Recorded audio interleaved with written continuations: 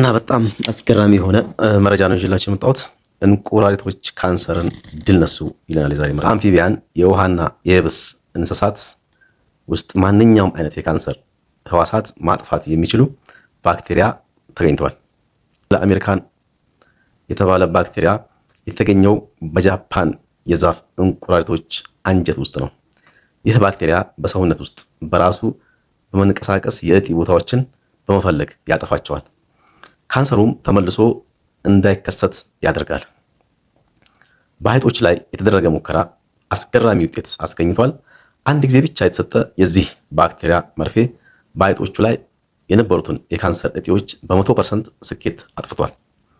ባክቴሪያው ሌሎች የሰውነት ክፍሎችን ስለማይጎዳ ደህንነቱ የተጠበቀ እንደሆነ ተገልጿል።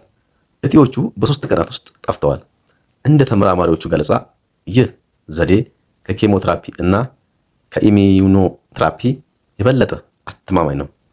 ሳይንቲስቶች በአሁኑ ጊዜ በሰዎች ላይ ሙከራ ለማድረግ እየተዘጋጁ ነው። ይህ ሙከራ ከተሳካ በሕክምናው ዘርፍ ትልቅ ለውጥ የሚያመጣ ግኝት ይሆናል ሲባል ፊደል ፖስት ዘግቦታል። ለቤቱ አዲስ የሆናችሁና ቤቱን ሰብስክራይብ ያላደረጋችሁ ሰብስክራይብ በማድረግ እንደዚህ አዳዲስ መረጃዎች እንዲደርሷችሁ ያደርጋልና ሼር ላይክ እንዳትረሱ።